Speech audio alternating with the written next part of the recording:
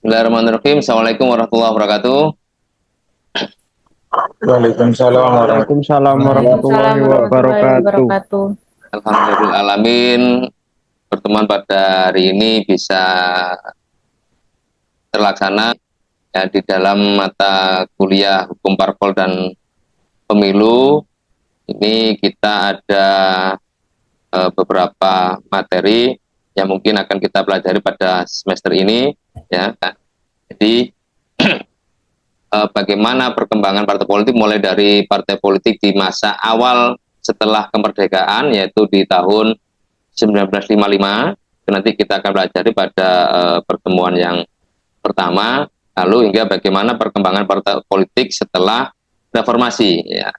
Termasuk di dalamnya bagaimana pemilu di tahun 55 hingga pemilu yang terakhir kemarin ini adalah di tahun 2024 ya, pemilihan umum legislatif dan pemilihan umum presiden dan wakil presiden. Ini nanti ada beberapa mata perkuliahan yang intinya adalah dalam perkuliahan ini mahasiswa ini diharapkan bisa mengikuti diskusi-diskusi ya di dalam perkuliahan yang nantinya dapat saling sharing ya, saling sharing tentang demokrasi itu bagaimana di Indonesia, partai politik di Indonesia seperti apa perkembangannya dari lebih dari 10 partai politik, lalu di zaman Orde Baru menjadi 2 partai politik dan 1 ormas ya, yaitu PDI Partai Demokrasi Indonesia, P3 Partai Persatuan Pembangunan dan Golongan Karya di masa Orde Baru. Lalu setelah Orde Baru berakhir masuk pada masa reformasi, partai menjadi lebih dari 3 ya, lebih dari 20, yaitu 24 di awal ya. 48 partai, setelah reformasi 48 partai, lalu menjadi 24 partai hingga perkembangannya saat ini lebih dari 10 partai yang ada di Indonesia. Nah, di situ juga kita bagaimana juga berdiskusi bagaimana penyelenggaraan pemilu yang dianggap sebagai perwujudan dari demokrasi di Indonesia ya. Mulai dari tahapan pemilu itu seperti apa, sistem pemilunya seperti apa, bagaimana penyelenggaraan pemilu, siapakah penyelenggara pemilu, termasuk di dalamnya ada pelanggaran pemilu ya, baik itu pelanggaran secara administratif maupun tindak pidana pemilunya. Nah, dari proses ini yang kita tempuh, ini harapannya peserta perkuliahan ini bisa memiliki pengetahuan pemahaman ya, termasuk bisa menyikapi bagaimana semangat berdemokrasi di Indonesia ya, apalagi melihat keberadaan partai politik dan bagaimana penyelenggaraan pemilu di Indonesia saat ini. Nah, lalu dalam hal kepemiluan ya, nah, di dalam sistem kepemiluan kita di Indonesia ini kita lebih banyak pada bagaimana pemilu itu diselenggarakan ya, bagaimana makna pemilu itu, yang mana partai politik kalau kita maknai dewasa ini sangat sulit menemukan ya bagaimana bentuk pemerintahan yang secara langsung yang diakibatkan semakin bertambahnya jumlah penduduk di Indonesia, termasuk juga luasnya wilayah negara kita. Maka pemerintahan ini kalau hanya dibentuk pemerintahan yang sedikit ya, yang sedikit pengelolaannya, maka akan tidak efektif ya. Seperti halnya yang dikatakan Lord Acton ya, di mana kekuasaan itu mempunyai kecenderungan untuk berlaku korupsi. Maka kekuasaan yang absolut ini atau mutlak pasti akan melakukan korupsi ya. Ini kalau pendapatnya Lord Acton ya. Nah, dalam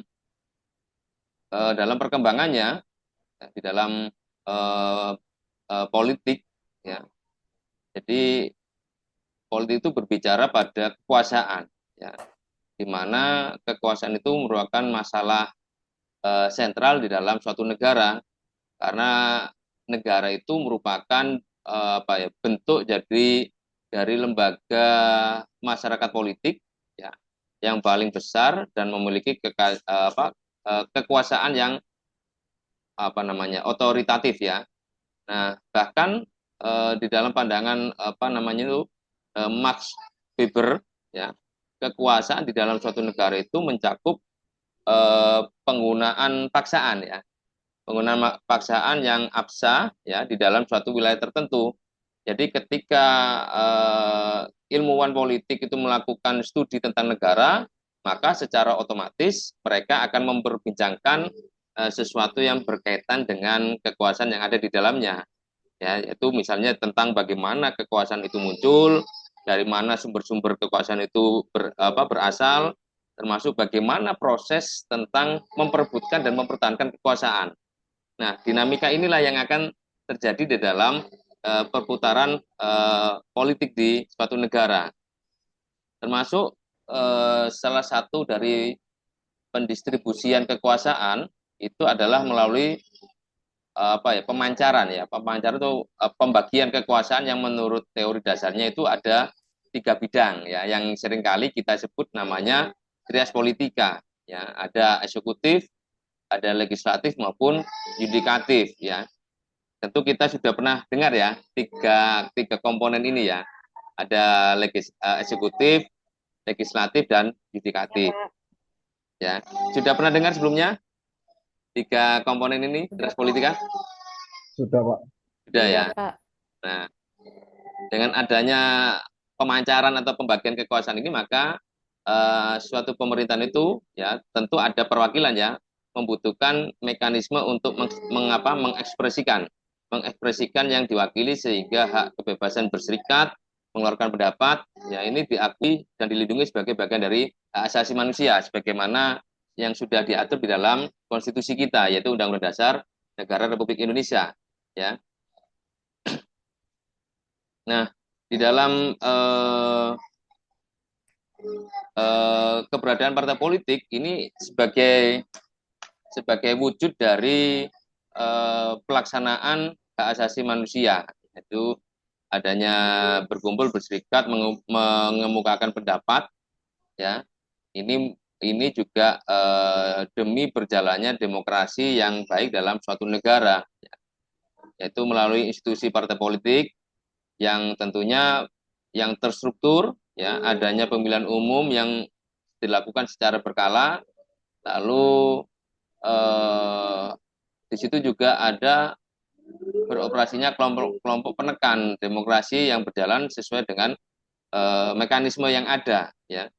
Nah, berdasarkan sejarah dan perkembangan partai politik, ini pertama memang lahirnya adalah di Eropa Barat, ya, dengan meluasnya gagasan bahwa rakyat ini merupakan faktor yang perlu diperhitungkan serta diikut sertakan di dalam proses politik, ya. Maka partai politik ini telah lahir ya secara spontan dan berkembang menjadi penghubung antara rakyat di satu sisi dan pemerintah di sisi yang lain. Jadi sebagai perantara ya, bisa dikatakan sebagai perantara dalam menyampaikan kepentingan rakyat maupun kepentingan dari pemerintah di sisi yang lainnya. Nah, dari situ kata partai politik sendiri itu berasal dari 2 suku kata, yaitu partai dan politik. Nah, dari kata partai sendiri ini berasal dari bahasa Latin parti ya, yang bisa diartikan sebagai membagi ya. Awalnya kehadiran partai di dalam kehidupan politik banyak dinilai negatif ya. Jadi pada masa revolusi Prancis itu menganggap partai hanyalah organisasi yang hanya mementingkan kepentingan pemimpin ya. Ini pandangan pada saat revolusi Prancis ya. Sedangkan di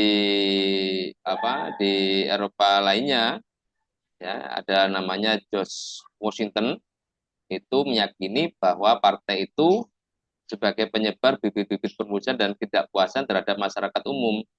Nah, di awal seperti itu pendapatnya para ahli ya. Nah, seiring dengan berubahnya zaman, ya, jadi tingkat pendidikan masyarakat yang semakin baik, maka penilaian miring dari makna partai itu sedikit demi sedikit semakin berkurang, sehingga partai politik ini menjadi apa ya, memegang peranan penuh dalam penegakan sendi-sendi demokrasi dalam suatu negara, ya, termasuk dalam makna kata politik sendiri, ya, dalam kamus bahasa Belanda yang karena kita berasal dari hukumnya Belanda Indonesia, ya, itu mengandung arti beleid, ya, yang berarti sebuah kebijakan atau policy, ya. Nah, kalau dalam bahasa Inggris sendiri, politik itu dimaknai jadi siasa, dalam bahasa Arabnya yaitu siasa, yang diterjemahkan menjadi siasat, ya.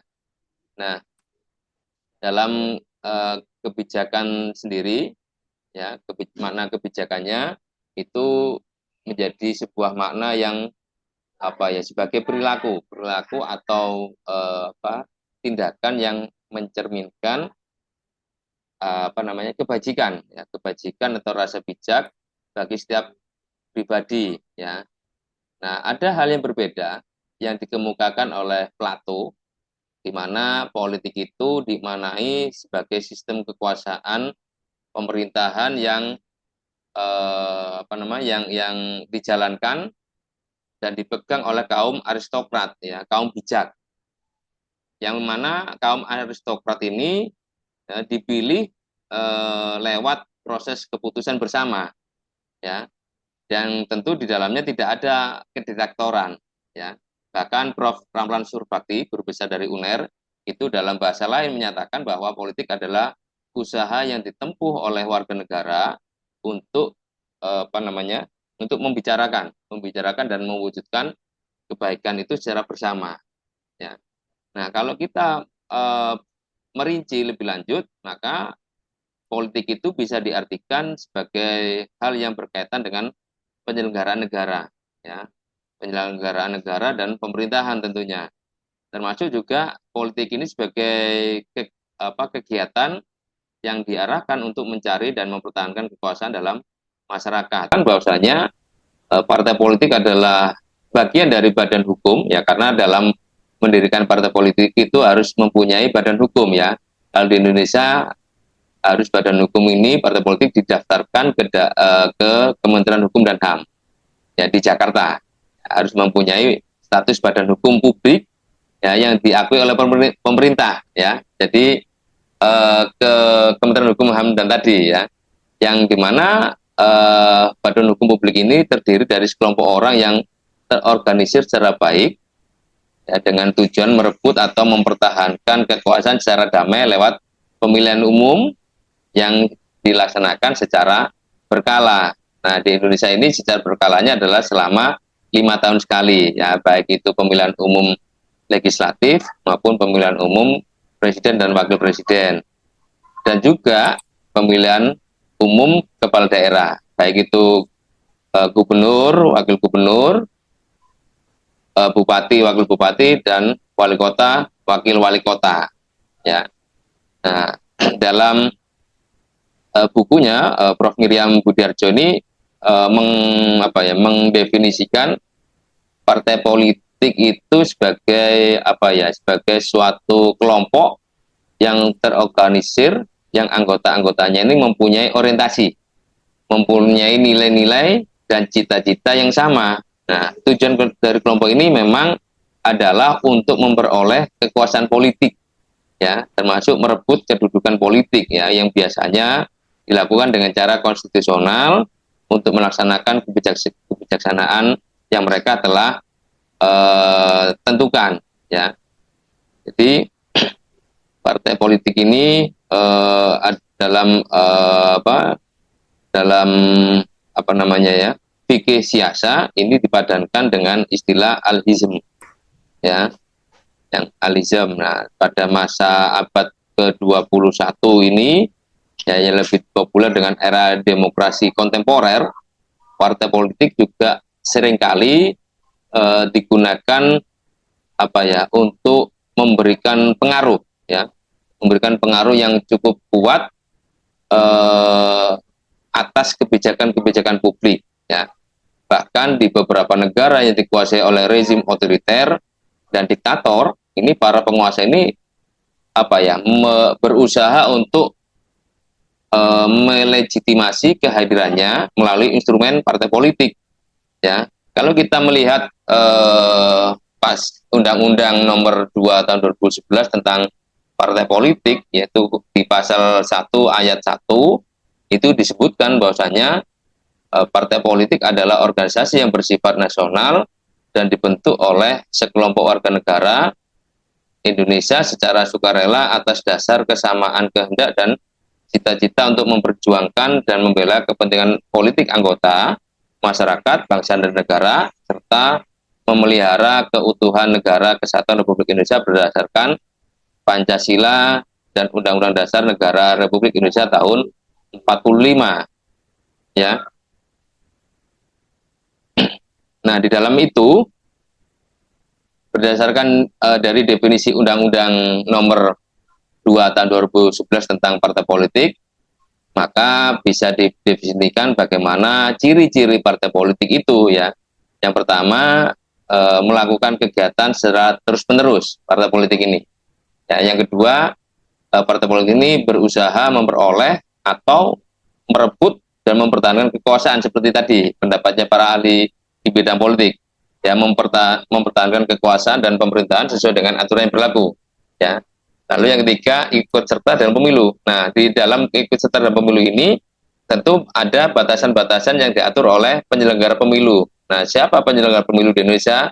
Yaitu Komisi Pemilihan Umum atau KPU, ya. Jadi semua partai politik itu tidak semuanya bisa ikut menjadi peserta pemilu, ya. Ada syarat-syarat yang harus dipenuhi untuk bisa menjadi peserta pemilu.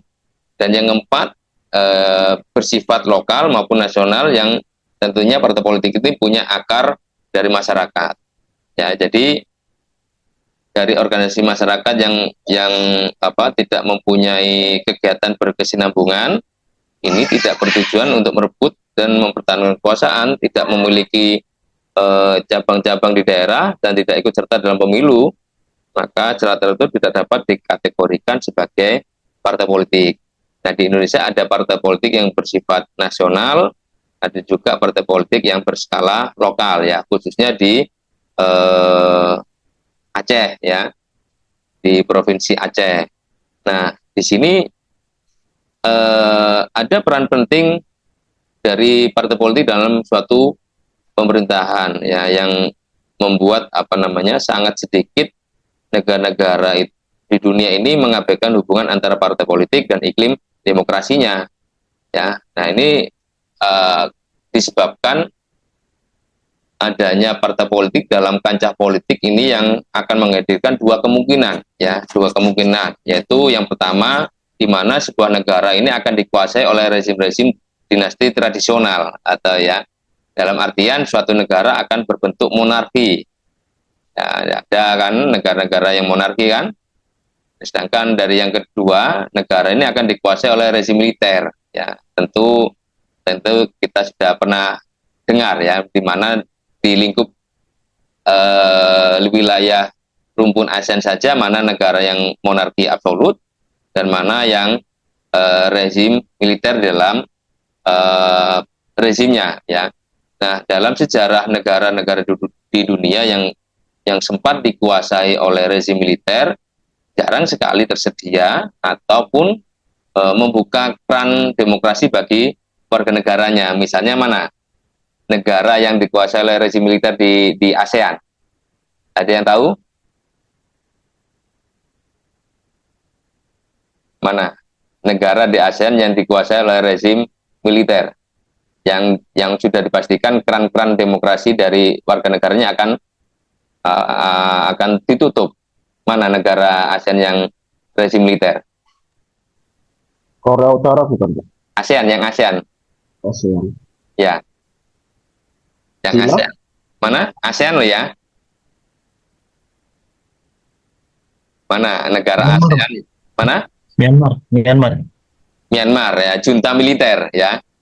Nah, di Myanmar itu rezimnya rezim militer. Jadi untuk mewujudkan demokrasi maupun pemilunya di situ sangat sulit sekali, ya, karena semuanya dikontrol oleh militer, ya, atau pemerintahan junta militer sebutannya, ya. Nah, eh, maka bisa dipastikan setiap negara yang tidak mau dianggap sebagai negara yang anti demokrasi pasti akan menyediakan ruang bagi tumbuh dan berkembangnya partai politik di wilayahnya. Ya, terlepas partai tersebut adalah bentukan pemerintah maupun partai itu yang didirikan oleh masyarakat pada umumnya. Ya, nah kalau kita di negara Indonesia, ya, sebagai negara hukum atau Rechtsstaat, bukan negara kekuasaan atau menstat, maka hanya hukum yang menjadi satu-satunya kedaulatan tertinggi dalam suatu negara. Ya, di Indonesia kita mengenal seperti itu. Ya, konsep negara hukum sendiri selalu berkembang menurut perubahan zaman dan tuntutan masyarakat. Ya. Jadi konstitusi dan kedaulatan rakyat itu sangat berkaitan erat dengan hakikatnya konstitusi itu. Ya, di mana dalam hakikatnya konstitusi merupakan suatu bentuk hukum dari konsepsi dari kedaulatan rakyat itu sendiri, ya. Di mana dalam perkembangannya rakyat dalam menyelenggarakan kedaulatannya ini memiliki yang disebut dengan wakil-wakil rakyat yang barusan kemarin dilantik, ya, dilantik pada 1 Oktober 2024, ya, sejumlah 580 anggota DPR dan 154 anggota DPD, ya, yang dilantik 1 Oktober yang lalu, ya. Wakil-wakil rakyat ini yang kemudian mewakili mayoritas rakyat melalui partai politik, ya, karena di anggota dewan ini DPR ini adalah wakil-wakil rakyat yang dipilih melalui partai politik, sedangkan DPD ini non partai politik, ya. Tiap provinsi diwakili 4 orang untuk yang DPD, Dewan Perwakilan Daerah. Oleh karenanya masyarakat ini memberikan mandat kepada para wakilnya tersebut, ya, untuk mewakili kepentingannya dalam proses politik dan pemerintahan, ya kan? Ini sudah menjadi kesepakatan bersama, kan? Jadi wakil politik ini menjadi harapannya bisa menyuarakan suara rakyat, ya, bukan hanya suara partainya saja. Nah, bisa juga dikatakan bahwa partai politik itu pada pokoknya itu memiliki kedudukan dan peran yang sentral dan penting tentunya di dalam sistem kedaulatan rakyat. Nah, partai politik bisa juga disebut sebagai pilar demokrasi, ya. Pilar demokrasi ada juga yang menyebut sebagai salah satu infrastruktur politik, ya. Karena mereka ini memainkan peran yang penting sebagai penghubung antara pemerintah, ya, atau negara dengan warga negaranya. Jadi jembatan, ya, jangan sampai aspirasi dari masyarakat yang diwakilinya tidak tersampaikan pada pemerintahan, ya. Nah, dari paham kedaulatan rakyat ini maka jika katup demokrasi dan kedaulatan rakyat telah dibuka dengan sangat lebar dan menjadi warna dalam penyelenggaraan sistem ketatanegaraan, maka dapat dikatakan sejak itu muncul partai politik yang dapat dikatakan bagaikan jamur di musim hujan, ya. Jadi berbagai jenis partai politik dengan berbagai macam ideologinya, visi dan misinya. Jadi tiap partai politik kan berbeda ideologi maupun visi misinya, ya. Ini akan tumbuh dan berkembang menjadi politik kenegaraan, ya, yang akhirnya harus diatur kedudukannya dalam sebuah konstitusi kita di Undang-Undang Dasar 1945.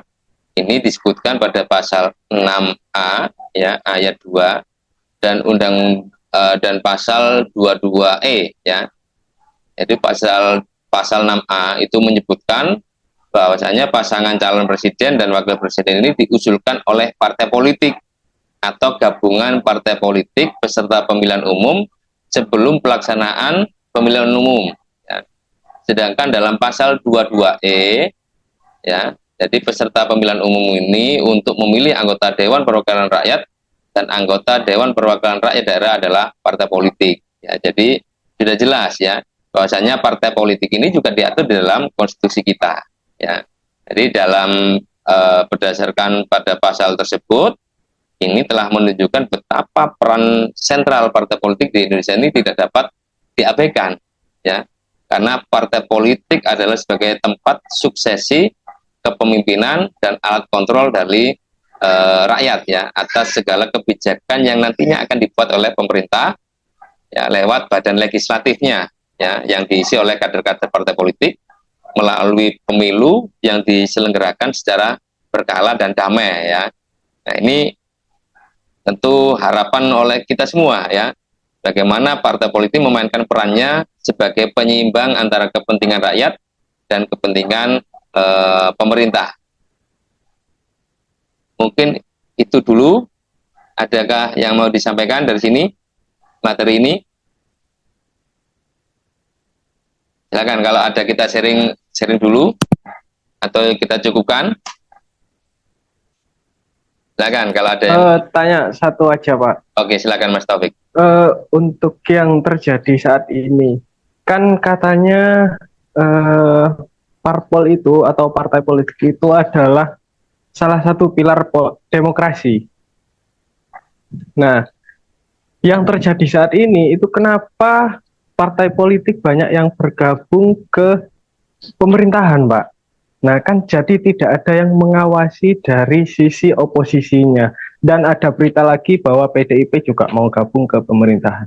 Apakah demokrasinya akan berkurang atau sama aja seperti sebelumnya, Pak? Jadi itu saja. Baik, terima kasih Mas Taufik ya. Jadi kenapa banyak saat ini sebagai pilar demokrasi partai politik banyak yang bergabung dengan pemerintah seperti itu ya.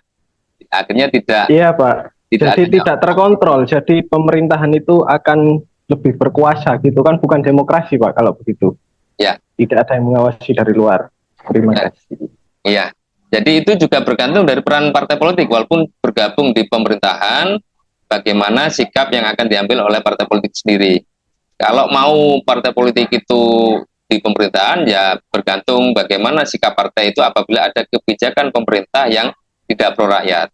Maka di sini partai politik itu harus mempunyai sikap, tidak hanya dalam artian manut ya, tidak manut dalam kebijakan yang dibuat pemerintah, tapi bagaimana partai politik itu bisa memposisikan diri ya apabila ada kebijakan pemerintah yang dikiranya bisa bisa tidak pro rakyat, maka partai politik itu harus menyuarakan aspirasi rakyat ya. Jadi walaupun partai itu yang ideal ya, walaupun partai politik itu bergabung dengan pemerintah, maka diharapkan juga partai politik itu mempunyai sikap yang pro rakyat ya.